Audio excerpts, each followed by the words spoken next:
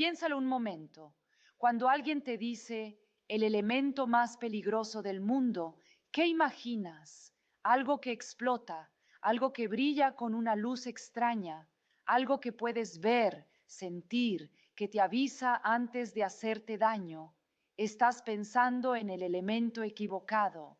El elemento más peligroso del mundo no hace ruido, no tiene color, no duele al entrar. Y para cuando tu cuerpo entiende que algo está mal, ya es demasiado tarde. Hoy vamos a hablar de dónde viene y te prometo que al final de este video vas a mirar el mundo de una manera diferente.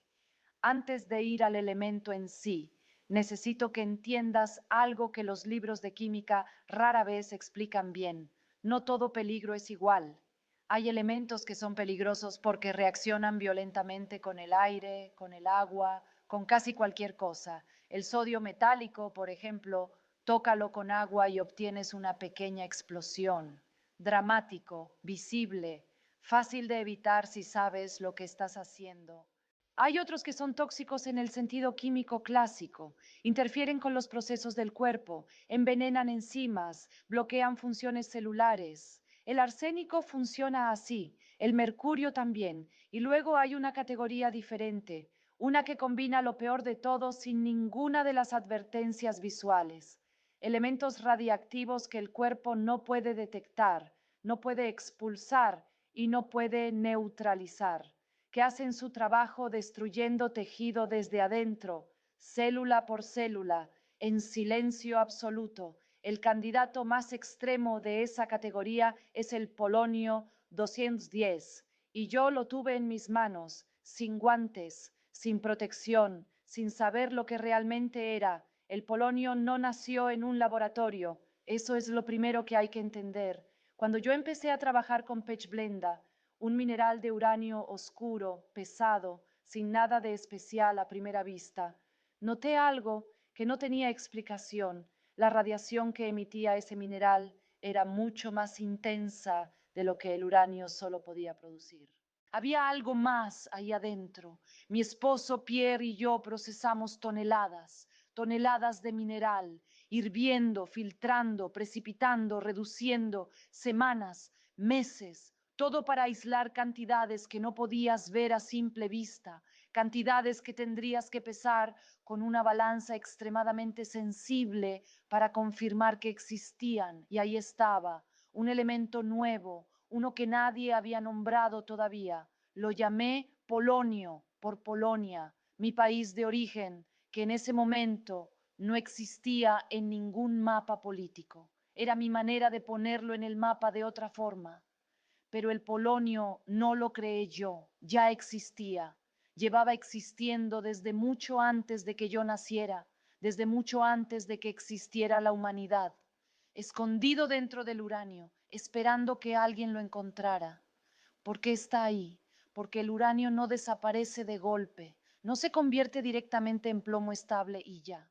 Pasa por una cadena larga, docenas de transformaciones, cada una produciendo un elemento diferente, cada una emitiendo radiación. Y el polonio 210 es uno de los eslabones de esa cadena. Piénsalo como una carta muy larga. El uranio escribe la primera línea, luego se transforma, escribe otra línea, se transforma de nuevo, y así durante miles de millones de años, hasta que llega al final, al plomo estable, que ya no tiene nada que decir. El polonio es una de esas líneas intermedias. No es el principio ni el final. Es un momento en una historia que empezó con la formación del universo. No viene de la Tierra, viene del tiempo. Ahora viene la parte que más me inquieta y que creo que debería inquietarte a ti también. El polonio 210 emite partículas alfa. Si nunca has escuchado ese término, te lo explico así. Las partículas alfa son fragmentos del núcleo, dos protones y dos neutrones lanzados a altísima velocidad cuando el átomo se desintegra. Son la forma de radiación más pesada y más cargada eléctricamente, y también son las más fáciles de detener desde afuera. Una hoja de papel las detiene, tu piel las detiene. Si estás parado frente a una fuente de polonio 210, las partículas alfa no llegan a tus órganos, se quedan en la superficie. Eso suena tranquilizador, no lo es, porque el problema no es el polonio afuera de tu cuerpo, el problema es el polonio adentro. Si lo inhalas, aunque sea una cantidad microscópica en el aire, llega directo a tus pulmones. Si lo ingieres en comida, en agua, sin saberlo, entra al tracto digestivo. Si entra por una herida pequeña, invisible, en la piel, ya está dentro. Y una vez adentro, esas partículas alfa que afuera eran fáciles de bloquear se convierten en algo diferente. No hay tejido que las detenga, no hay mecanismo en el cuerpo humano que las neutralice. Van destruyendo células una por una desde adentro. El ADN se rompe, los órganos empiezan a fallar, el sistema inmune colapsa. Y el cuerpo no lo detecta. No hay dolor inmediato, no hay señal de alarma. Una cantidad del tamaño de un grano de sal, 1 microgramo, es suficiente para matar a un adulto. No hay antídoto, ninguno. Una vez que el polonio 210 está adentro del cuerpo, el proceso no se puede revertir. Solo se puede tratar el daño mientras ocurre y esperar. En 2006, un exespía ruso llamado Alexander Litvinenko fue envenenado con polonio 210 en Londres.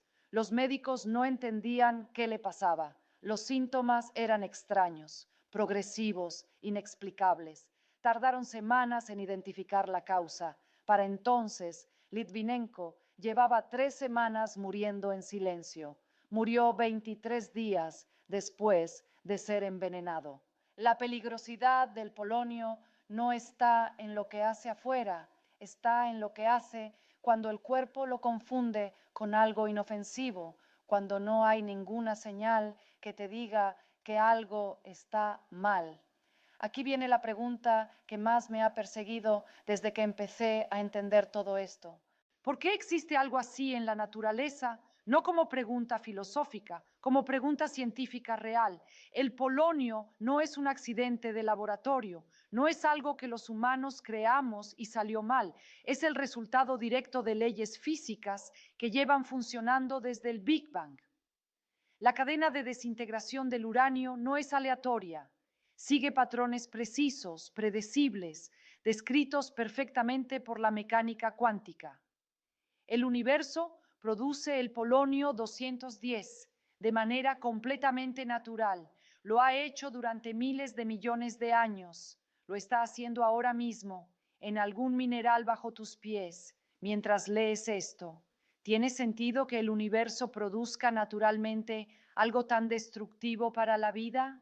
La respuesta que más me costó aceptar es esta. El universo no fue diseñado para proteger la vida.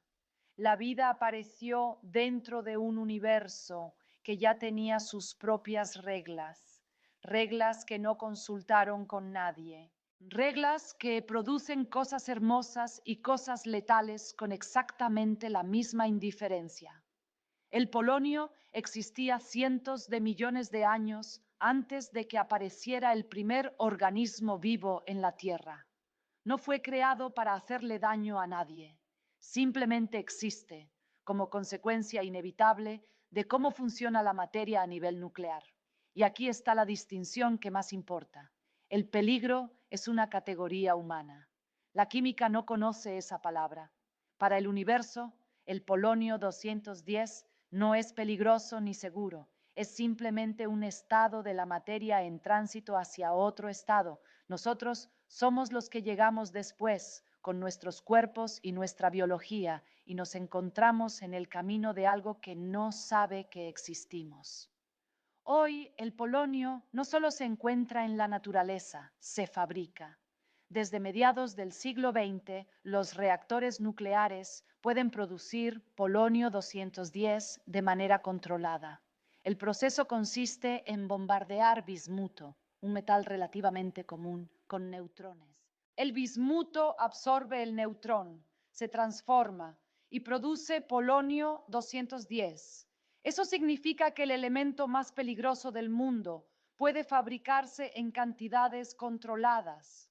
Lo que en la naturaleza es tan raro que yo necesité toneladas de mineral para encontrar trazas invisibles, ahora puede producirse deliberadamente. ¿Para qué? Para cosas que probablemente no esperabas. Fue usado durante décadas en dispositivos antiestáticos industriales.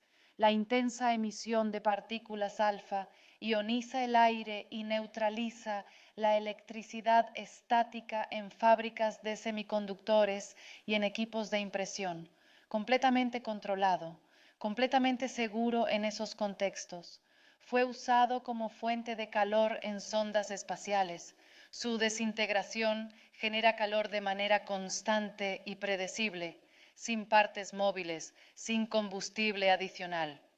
Ha sido estudiado extensamente en investigación médica, no como tratamiento directo, sino como herramienta para entender cómo la radiación alfa interactúa con el tejido biológico.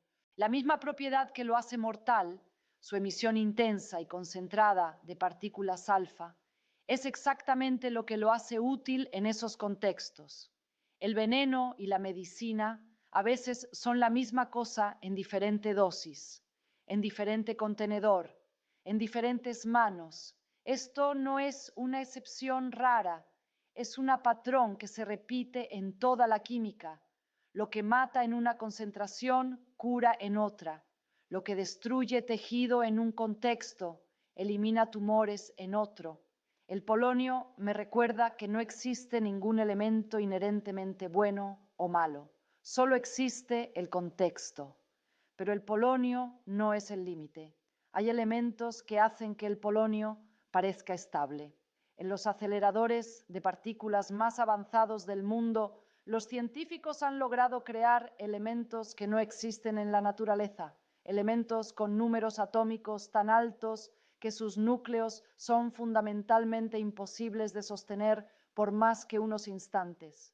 El oganesón, elemento 118, el último de la tabla periódica actual, existe por milisegundos, literalmente. Se crea, emite radiación y desaparece antes de que puedas detectarlo de manera directa. El flerovium, el moscovio, el tenesino, elementos que llevan nombres de lugares donde fueron creados, porque esos lugares son los únicos donde han existido. Nadie sabe exactamente cuál sería su toxicidad. Nunca ha existido suficiente cantidad durante suficiente tiempo para medirla. Son tan inestables que la pregunta de si son peligrosos para los seres vivos es casi filosófica. Nunca podrían entrar al cuerpo de nadie porque dejarían de existir antes de llegar. El límite del peligro conocido es también el límite de lo que hemos podido crear y mantener en existencia por unos instantes. La tabla periódica no termina en un elemento seguro y ordenado. Termina en el borde de lo que el universo permite que exista, en el borde de lo que los humanos hemos podido sostener por fracciones de segundo antes de que la materia misma decida que ya fue suficiente. Sé describir el polonio con precisión. Sé cuánto tarda en desintegrarse. Su vida media es de 138 días. Sé cuánta energía libera por desintegración. Sé qué produce cuando se convierte en el siguiente eslabón de la cadena. Las ecuaciones funcionan. La física es exacta. Lo que no sé, lo que nadie sabe todavía con certeza, es por qué la cadena de desintegración del uranio produce exactamente estos elementos intermedios y no otros. Las ecuaciones describen lo que ocurre, pero la razón profunda detrás de por qué la naturaleza eligió estas configuraciones nucleares específicas, por qué estos números de protones y neutrones son los que resultan de ese proceso. Esa pregunta sigue siendo más difícil de responder de lo que parece. Nombrar algo no es entenderlo. Yo le puse nombre al polonio.